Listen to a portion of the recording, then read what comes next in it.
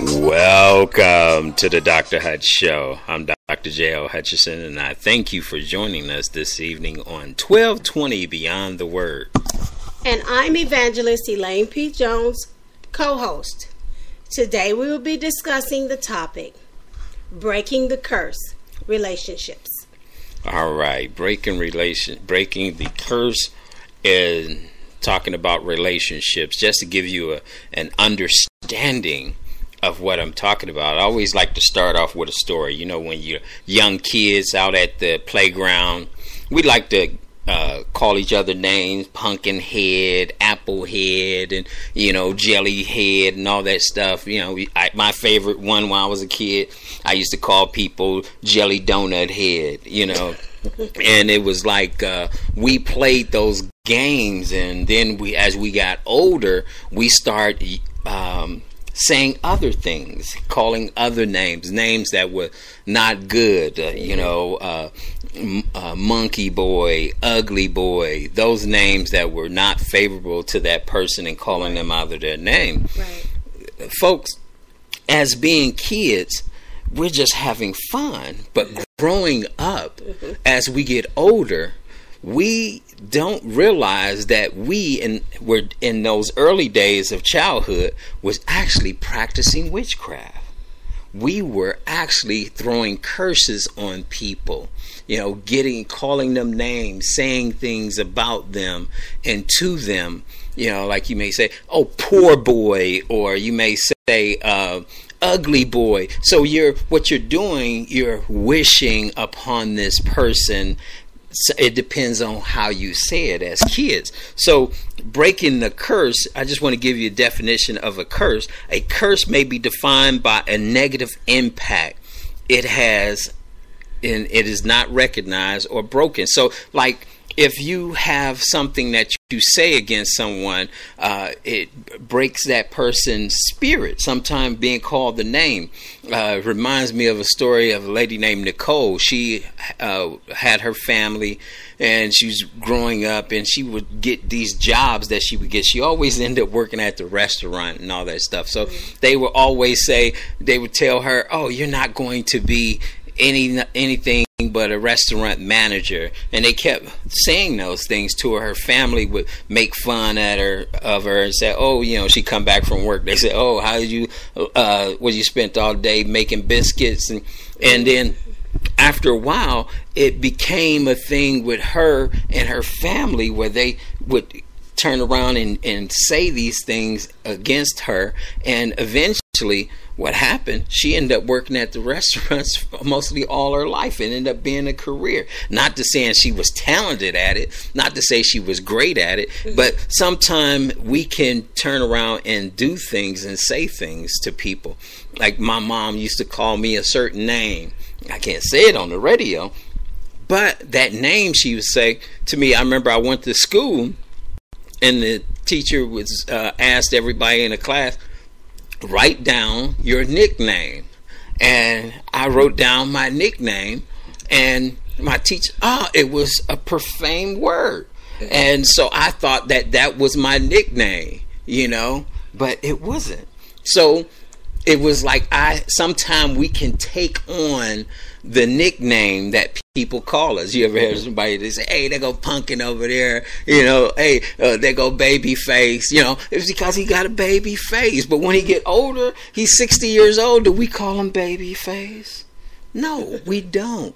But then when you see him, maybe he still have a baby face, an old 60-year-old baby face. See, sometimes we have to realize that things we say can be attached to people, but we have to realize that the power of the word that God has given us, because we are created in His image, so the words are powerful. Our words have power. That's true. If you say something to somebody and and somebody ever said anything to you and it hurt your feelings, and you you have this feeling, it's because of the power of the word. And that's what God has given. It's not because you are that. It's because of the power of it. Somebody call your name, call you different this and that, and then you feel it It's because you're actually feeling the power. And that's what I want you to understand. Let me give you the definition of a curse. A curse may have a negative, destructive, or evil impact on another's life. However, also has a negative impact on the one who curses. You need to learn to defend against the impact of a curse directed against you. Hey, I had a lady that was doing business with me. She didn't like what we were doing as far as the company, and I advised her to do something different. So what she did, when she had took her trip to Africa, she hired her witch doctor. And she hired a witch doctor. They made a voodoo doll of me. And this voodoo doll that they made of me, they stuck pins in the foot of it. A friend of mine told me that when they went over the lady's house, they seen, she said it was a voodoo doll, and it had Dr. Hutch sewed into the chest of it. And it had needles in the feet. At that time, when she told me that, at that very time that was happening, I had problems with my feet. I couldn't walk. It felt like somebody was sticking me with pins. Every time I turned around, I was getting shocked and stuff like that. So, is it real that people can do that? Yes, it is real. It is real that people can do that. But us as believers, we must understand that we can't jump in front of God and say, just because somebody's attacking us, we can't turn around and try to defend ourselves. It's God. God is the one that defends us. And the only way we can do that is through prayer and asking God to put a hedge of protection around us. That's very important. And a curse may take different forms. Many of them, these are unconsciously. These are things that they say. It says, a curse may involve witchcraft, which is a tap into demonic power. However, it may also involve a fixed attitude, a hatred toward a person. The thoughts and the intent of our heart do impact others. That's true. Even prayers can act as a curse, controlling. It can be controlling or witchcraft. Prayers in which we attempt to impose God's will, our will on another for God to act on. I was working at a hospital. I was second in charge of security, and I had said something to a young man that was actually next in line to me, for promotion. He was in my staff. And he repeated something that I said, but he turned around and twisted it. And I told him, I said, why'd you say that? My boss then came to me and said, hey, this is what was said. I'm sorry, but we're going to fire you. So they fired me. And I told him in the parking lot, just when I had got fired that day, I said, why did you say that? That was not true. That was a lie. You know, you just cursed yourself. You didn't curse me. I may have been terminated, but you got to understand, I'm a man of God. It's a boomerang effect. And it turned around, and he took the job, got the job, and I didn't pray, say, oh, God, kill him or anything like that. He ended up committing suicide because of the stress of the job and his wife and kids leaving him. Do you know? It is real things that happen to real people. Let's listen. One other thing. Strong words, angrily expressed, wishing harm upon another. I hope you die. I hope you this. I hope you that. Remember, even if you upset, malicious gossip, she's this and that, or he's this and that. And then we get that at school. When you're in high school, we used to do that, talking about people. Verbal abuse, which may bullying makes, and calling people names and swearing and act like a curse. Everything that's something like that. And even when it comes down to personal and professional labels, you would say, as far as doctors, a friend of mine and business partner Andy, he was told last year that he had 9 months to live, and he would have been dead. Whoa, 8 months and he's dead? If he would have listened to the doctor and took his advice and just dribbled away, would have died, because of something somebody said. You have to understand, sometimes things can be a curse, but we have to have a hedge of protection around us. And God wants us to be able to say, listen, I am in control. My words is powerful, but use them right. Especially as Christians, we have to use God's words right and correct. And what I'm talking about, breaking the curse, we talk about generational curses. Well, one thing passes down from the father to the son, from the mother to the daughter, or from the mother to the son, and family issues, those things. All those things are spiritual, but it has something that is powerful, and that is words. If you keep calling your kids dummy, dummy, I got the dumbest kids in the world. What happened? And when your kids go and they go to school and they come back, they bring back their report cards, they got all F's. Guess what? You deemed them to be the dumbest kids in the world. Right. You start believing it. Yeah. And I was talking to a guy today, and I asked him a question. I said, how did it feel when you lost both of your parents, when you lost your mother and you lost your father? And he said, it felt really bad. I said, well, how many brothers and sisters did you have? And he said, 19. Wow. And I said, what number were you? And he said, myself, I was number 13. 13 out of 19 kids, he's number 13. I said, did you have a nickname? He said, yeah, they called me Slowpoke. What is Slowpoke? Because I used to think slow. I was in what they call it, special ed, special education. He said, I was Slowpoke. I said, what kind of work you do? He said, I've been working for 18 years on buses, on the buses in Akron, Ohio. He said, I said, I was wondering why, because your fingers look kind of funny. He said, and he stopped for a second. And he was thinking. He put his hand on his chin. He said, yeah. And I was like, and just by him doing that made me think of that name, Slowpoke.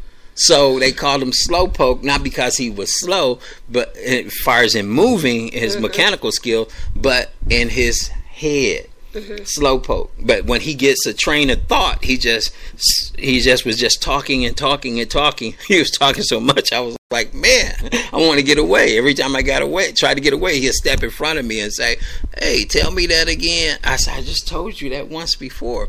So it's like certain things that people, our family, do to us and say to us, they may not mean any harm, but it can be a curse. And that's what we have to watch out for. We're going to be taking a commercial break.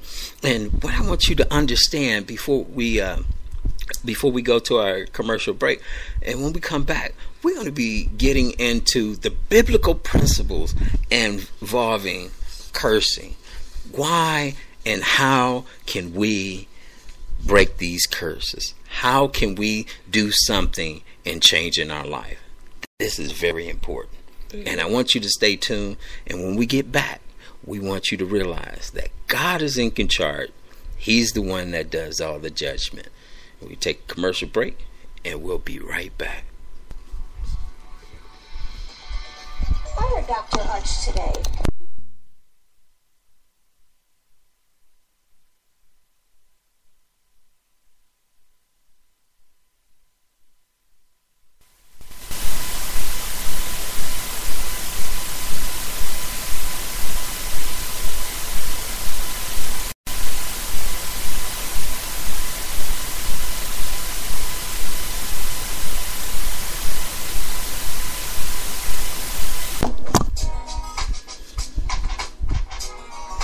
Welcome back to the Dr. Hutch Show. I'm Dr. J.L. Hutchison, and like we were talking about before we went on our break, we were talking about breaking the curse. Could you give people our website if they like to visit us? Sure. You can visit us at www.thedrhutchshow.com. That's DRHUTCHSHOW.com.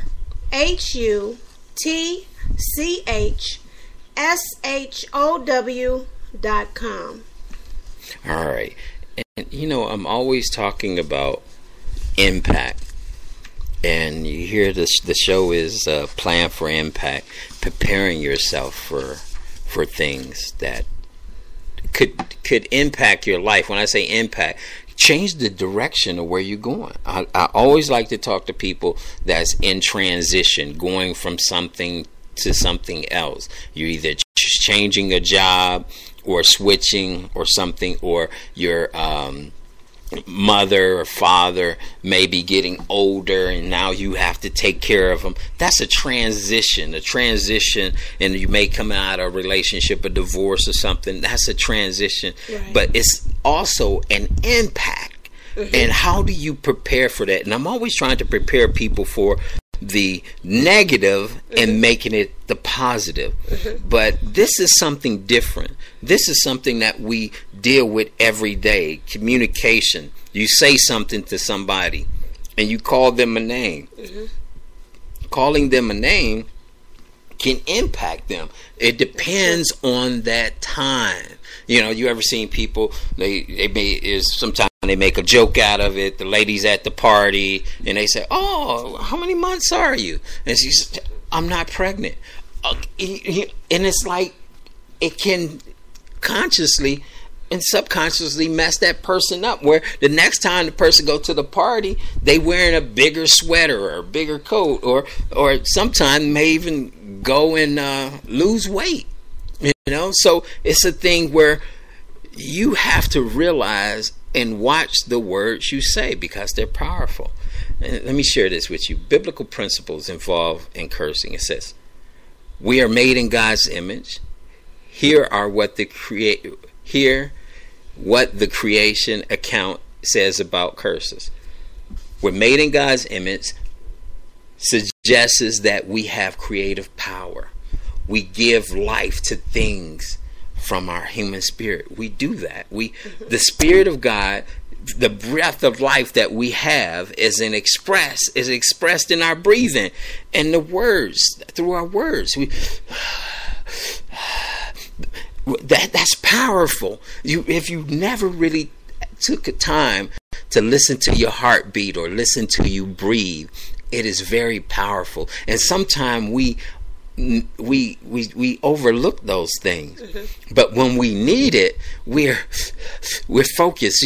Just in a matter of seconds, we can focus on what we're doing, our breathing. But listen to the words that I'm saying.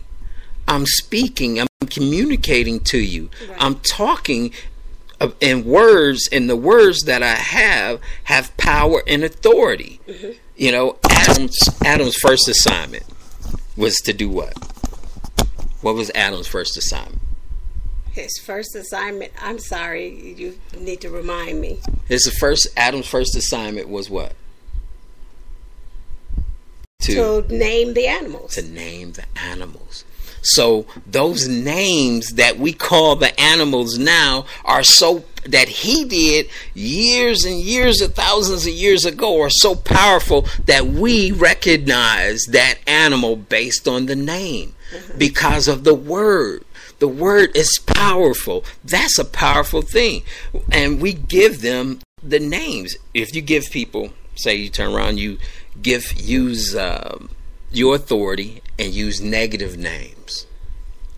And what happened? And we say rappers that do the hip hop gospel, or whatever they do. I don't know what they don't do the gospel thing, but they rap.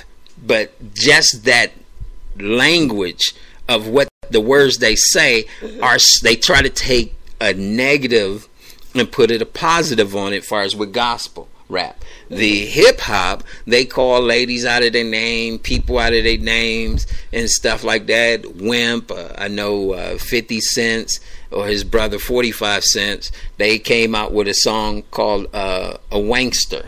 So he's not a gangster, but he's a wankster. So now that term, that name means something, and so people may use it, say you a wankster, and so the artist, 50 cents, 45 cents, whatever his brother's name is, they end up basically making money off of a negative name. So people make money off of negativity and using the powerful word. You're right. When you write your articles, what type of attitude do you take in writing your name? Do you mean not writing your name, but writing your articles? What type of attitude? Inspiration. But do people turn around and do negative things? Oh, I'm sure some people do, but my purpose for writing articles is to inspire and to encourage. To inspire and encourage. You hear that, folks? We have a way that we can use our words in breaking the curse, using the words to be positive. Listen to this. Jesus speaks about curses and the misuse of our words against others. Jesus said that we are accountable for the words we speak, that by our words we are justified or condemned, that we are to bless and not curse. So it's supposed to be in the positive impact, that we are to pray for those who curse us. So people out there will call you names, and we are known for that, especially in the African American community. We are known, so if we see somebody, oh, look at her hair, look at his head, look at his shoes, look at the car he drives, we turn around and we're constantly practicing witchcraft on each other. And that's basically to bring somebody down so that you can come up. And when we do that, it causes so many different problems. In the other one, Jesus says that calling down fire upon a village is not motivated by God's Spirit. When somebody says, well, I hope you get struck by lightning. You know, okay, well, sometimes that could be a boomerang effect, and you could be cursed. You know, you ever seen somebody say to you, say, you know, you ain't gonna never be nothing. And it's like, what happens? It consciously messes with you, especially if you're a young kid and you get older, and it makes people angry, and people get angry. We're going to take a commercial break, and I want you to realize that try to fix these things, because I want to talk about the demonic